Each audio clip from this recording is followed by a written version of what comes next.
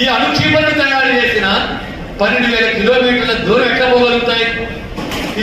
ఇది ఎట్లా, ఈ ఆరోపణ ఎట్లా కరెక్ట్ అవుతుంది? ఎందుకు అమెరికా ప్రమాదంగా భావిస్తున్నది? ఇది నిజమైందేనా? ఇది ఆలోచిస్తే మనకి తేలిగ్గా అర్థమయ్యేటువంటి విషయం. అంతేకాకుండా మొన్న ఆఖరికి ప్రపంచాన్ని కూడా ఆశ్చర్యపరిచింది ఇరాన్.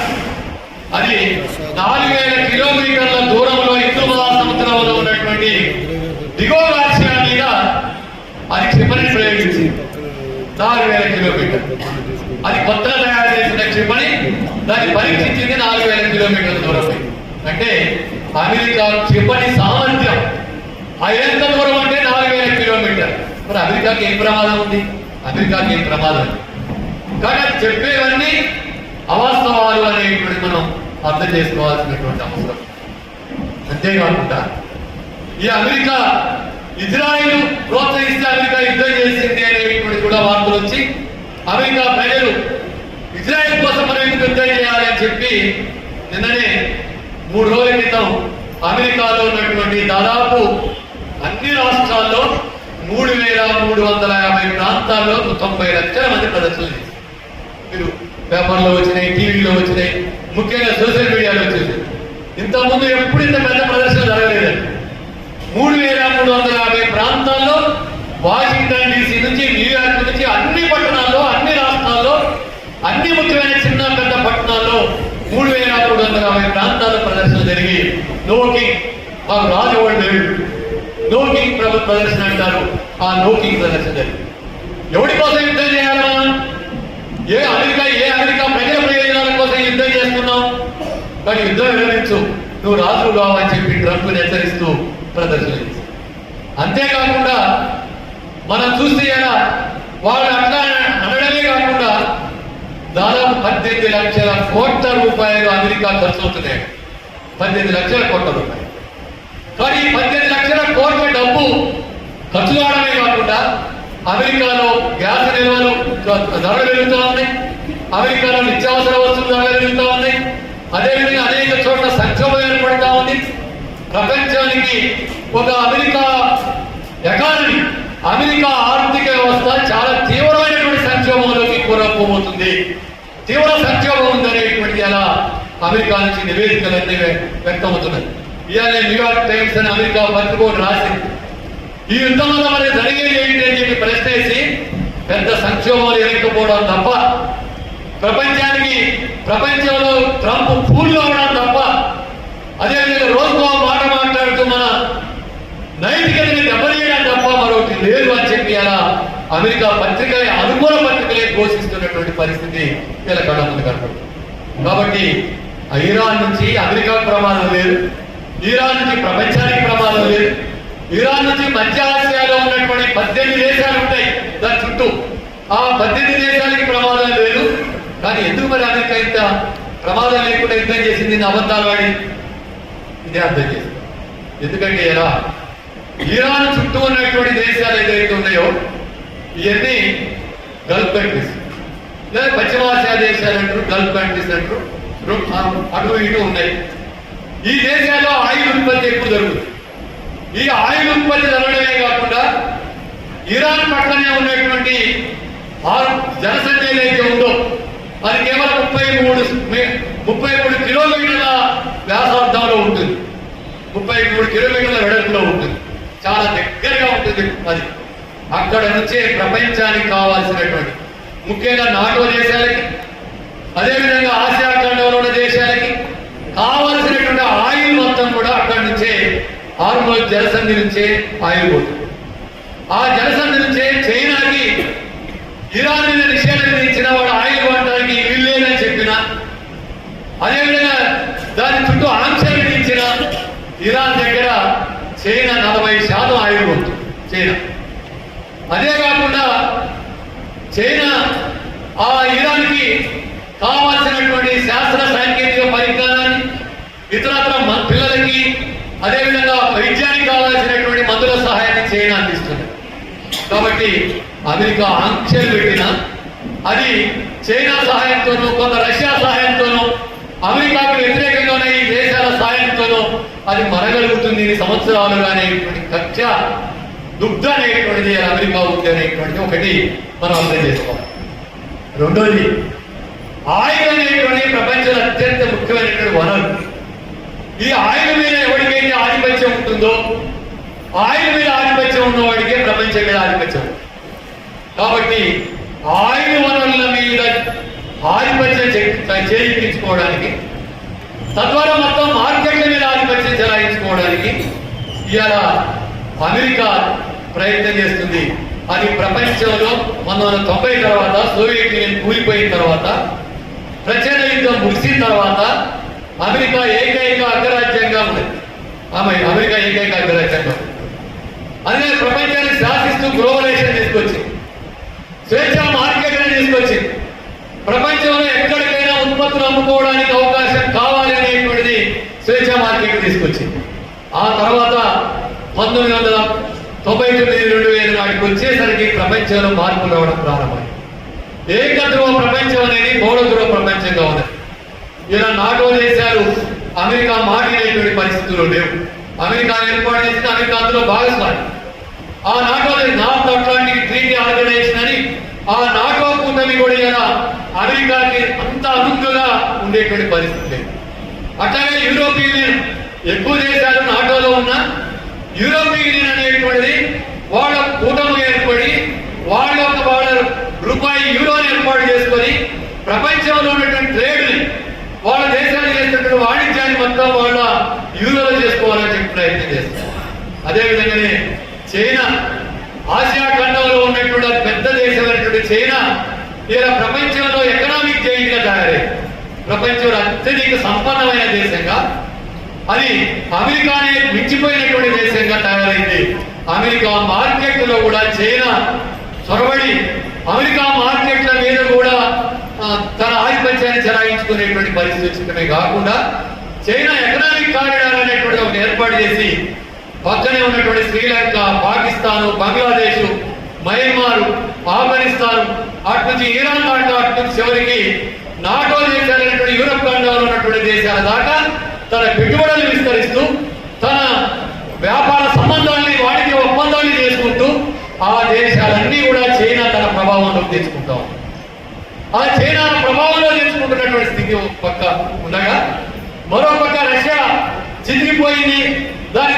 దాని పాత్ర ప్రపంచంలో అమెరికాతో పోటీ పడే పాత్ర అయిపోయింది అనుకున్నటువంటి సమయంలో మన తిరిగి రష్యా కూడా పుంజుకొని అది తన ఆధిపత్యాన్ని, తన మార్కెట్ల మీద ఉన్నటువంటి తన అధిమాయిషను నిలుపుకోవడానికి అది కూడా ప్రయత్నం చేయడమే కాకుండా చైనా, రష్యా, అటు ఇరాన్, అదేవిధంగానే ఇంకా కొన్ని దేశాలు కలిసి ఆ బ్రిక్స్ కూటమి ఏర్పాటు చేయడం, ఇంకా అనేక కూటములు ఏర్పాటు చేసి స్నేహ సహకార ఒప్పందాలు ఏర్పాటు చేసుకోవడంతో ఇలా అమెరికాకి పోటీ అనేటువంటి ప్రపంచంలో తయారై పోటీ కేంద్రాలు తయారై, అట్లే లాటిన్ అమెరికాలో ఉన్నటువంటి అనేక దేశాలు, నికరాగ్వా కానీ, సాలిడార్ కానీ, వెనిజులా కానీ, అదేవిధంగా ఇంకా అనేక దేశాలు అనేటువంటి కూడా ఇలా వాళ్ళ అమెరికా పెరటితొట్టిలో నుండి దక్షిణ అమెరికా ఖండంలో ఉన్నటువంటి ఆ దేశాలు కూడా అమెరికాకు వ్యతిరేకంగా ఒక స్వతంత్ర ప్రభుత్వాన్ని ఏర్పాటు చేయడం, వాళ్ళు అమెరికాకి లొంగకుండా వాళ్ళు ఈ దేశాలతో సంబంధాలు మెయింటైన్ చేయడం కాకుండా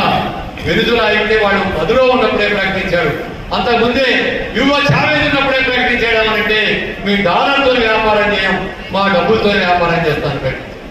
ఆయిల్ వనరులని జాతీయం చేశాడు ఆయిల్ కంపెనీ. కాబట్టి ఈ విధంగా ఆయిల్ వనరులు, మార్కెట్లు తన చేతుల్లో నుంచి వెళ్ళిపోవడం, ప్రపంచంలో పోటీ కేంద్రాలు ఏర్పడటం, వీటితోని ఇలా ప్రపంచంలో తన ఆధిపత్యం పోతుంది అనేటువంటి దానికోసం ఇలా అమెరికాలో ఉన్నటువంటి వ్యాపార లాబీ, ముఖ్యంగా యూదు లాబీ, అమెరికా యుద్ధ సామాగ్రిని తయారు చేసేటువంటి యూదు లాబీ ఏదైతే ఉందో ఇలా అమెరికా ప్రభుత్వాల మీద తీవ్రమైనటువంటి ఒత్తిడి తీసుకొచ్చి మన సంగతి ఏంటి అనేటువంటి పద్ధతిలో ఉంది.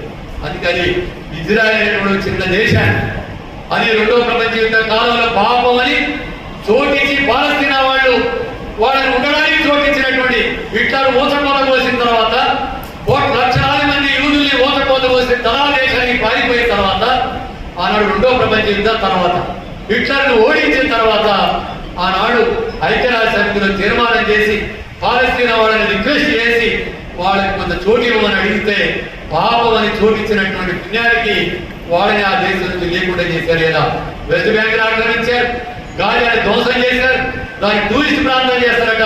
ఇవాళ పద్ధతులు చూస్తుంటారు.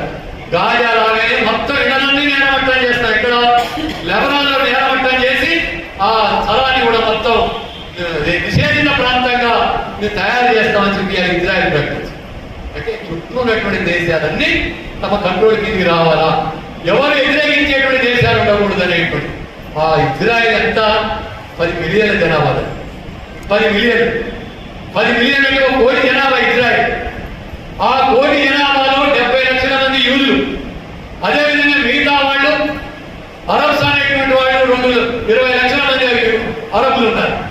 ఆ 70 లక్షల మంది యూదుల కోసం, ఆ 70 లక్షల మంది యూదులకి ఇలా ఆయుధాలు ఇచ్చి, వాళ్ళకి శిక్షణ ఇచ్చి, వాళ్ళకి సాంకేతిక పరిజ్ఞానం ఇచ్చి, వాళ్ళని అనేక రకాలుగా తీర్చిదిద్ది ఇలా మొత్తం పశ్చిమ ఆసియాలో ఉన్మాదమైనటువంటి శక్తిగా, ఓ దురాక్రమణ శక్తిగా, ప్రాంతీయ విస్తరణవాద శక్తిగా అమెరికా జూనియర్ భాగస్వామిగా చేసి అటు అనేక దేశాల మీద దాడులు చేయడం, అదేవిధంగా అనేక దేశాన్ని ధ్వంసం చేయడం అనేటువంటిది ఇజ్రాయెల్ ద్వారా చేస్తున్నటువంటి పరిస్థితి కనపడుతుంది.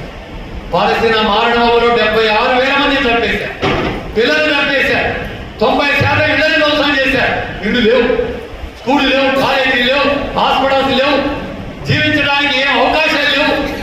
ఇవన్నీ మనం చూస్తూ మన కళ్ళ ముందే పాలస్తీనా మరుభూమిగా మారిపోయినటువంటి పరిస్థితి ఉన్నది. కాబట్టి ఆ కోవలోనే ఆ దిశలోనే అలా ఇరాన్ని కూడా లొంగ తీసుకోవాలని ప్రయత్నం చేస్తున్నటువంటి భాగంలోనే అది ఇంకొక విషయం చెప్పి ఇంకొక 2 విషయాలు చెప్తాను. ఇరాన్ అనేటువంటి దేశంలో ప్రపంచంలో ఉన్నటువంటి ఆయిల్ 5% ఇరాన్ నుంచి ఉత్పత్తి అవుతుంది. అంతేకాకుండా ఇంతకుముందే చెప్పిన ఒకప్పుడు పర్షియా సామ్రాజ్యంగా ఉన్నప్పుడు ప్రపంచంలో మొట్టమొదటి సామ్రాజ్యవాద దేశం ఆ పర్షియాలోనే ఏర్పడింది.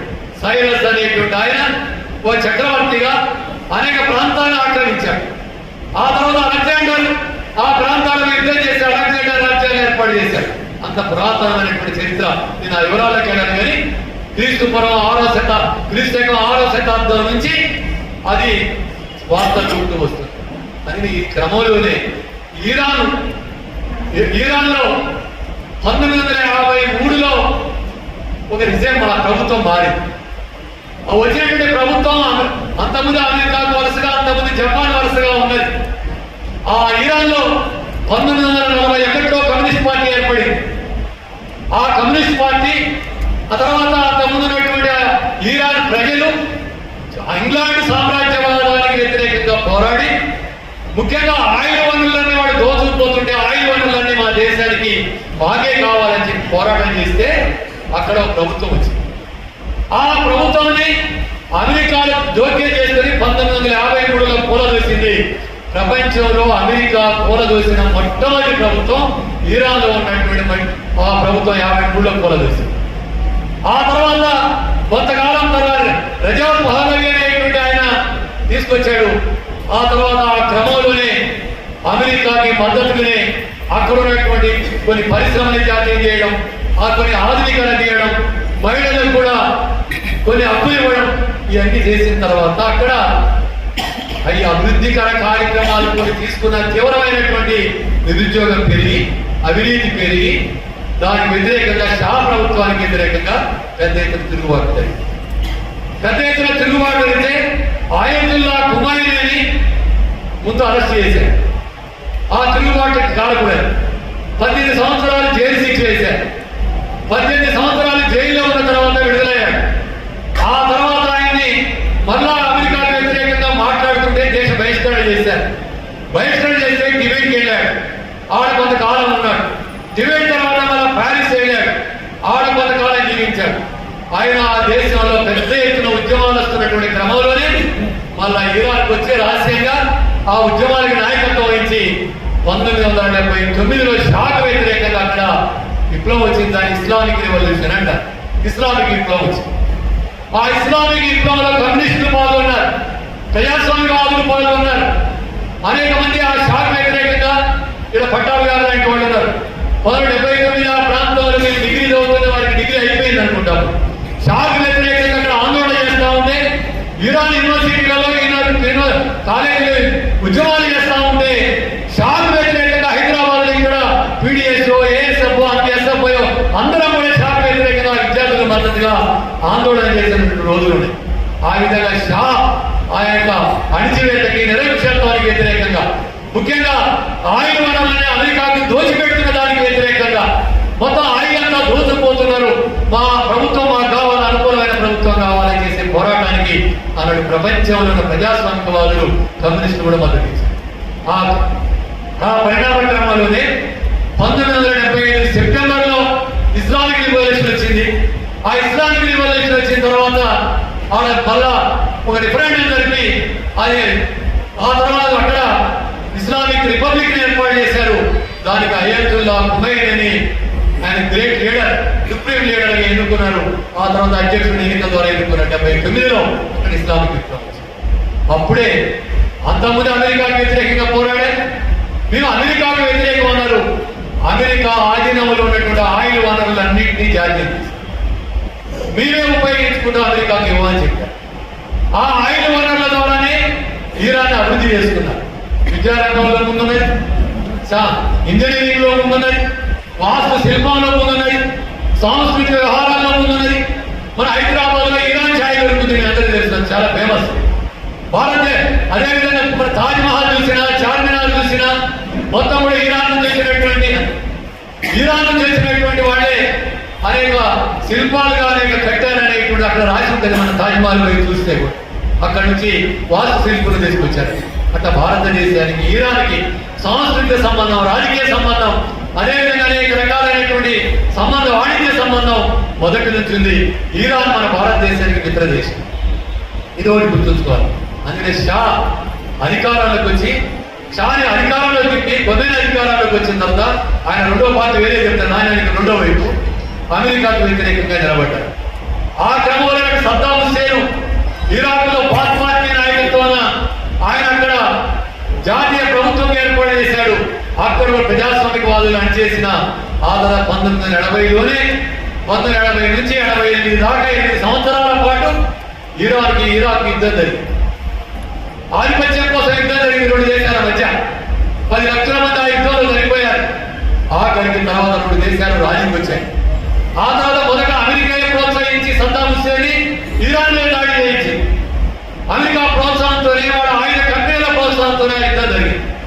ఆ తర్వాత అదే ఇరాక్ లో అమెరికా జోక్యం చేసుకొని సద్దాం హుస్సేన్ ఉరిదీసి ఆ ప్రభుత్వాన్ని చేజిక్కించుకొని అనేక 2003 నుంచి దాన్ని స్వాధీనం చేసుకున్న తర్వాత అక్కడ ఉన్నటువంటి పోరాటాన్ని తట్టుకొని అక్కడ ఉన్నటువంటి కీలుబొమ్మలకి అధికారాన్ని ఒప్పజెప్పిపోయినటువంటి సంగతి మనకు తెలుసు. సిరియా మీద దాడి చేశారు, సిరియా ప్రభుత్వాన్ని తీసుకున్నారు. అదేవిధంగా గడాఫీని చంపి ఆ ప్రభుత్వాన్ని స్వాధీనం చేసుకున్నారు. ఆఫ్ఘనిస్తాన్ అంతకుముందు సోవియట్ యూనియన్ స్వాధీనంలో ఉంటే వాడు తిరుగుబాటు చేసిన తర్వాత దాన్ని సాకారం చేసి ఓ ప్రభుత్వాన్ని అమెరికా నేరుగా వచ్చి ఆ ప్రభుత్వాన్ని ఏర్పాటు చేసుకున్నారు. వాళ్ళు పోరాడిన తర్వాత 10 సంవత్సరాల తర్వాత మనం తిరిగి రక్తం ఓడిపోయి వేల మంది సైనికులు, అమెరికా సైనికులు చనిపోయి అమెరికాలో కూడా వ్యతిరేకత వస్తే ఆఫ్ఘనిస్తాన్ నుంచి వెళ్ళిపోయి తిరిగి మళ్ళీ తాలిబాన్ పాలనలోకి అందించింది.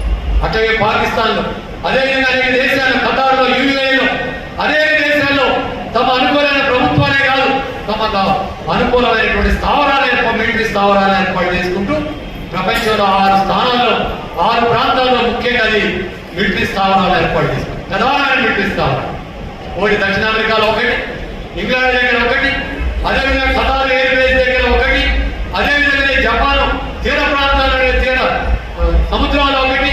ఈ విధంగా 6 ప్రాంతాల్లో ముఖ్యమైనటువంటి వేల మంది సైనికులతో స్థావరాలు ఏర్పాటు చేసుకోవడమే కాకుండా చిన్న స్థావరాలు లెక్కేస్తే ప్రపంచంలో 80 దేశాల్లో 800 మిలిటరీ స్థావరాలు ఉన్నాయి. అమెరికా 80 దేశాల్లో 800 మిలిటరీ స్థావరాలు ఉన్నాయి. అంతేకాదు 1900 జమీందార్ గారు పైకి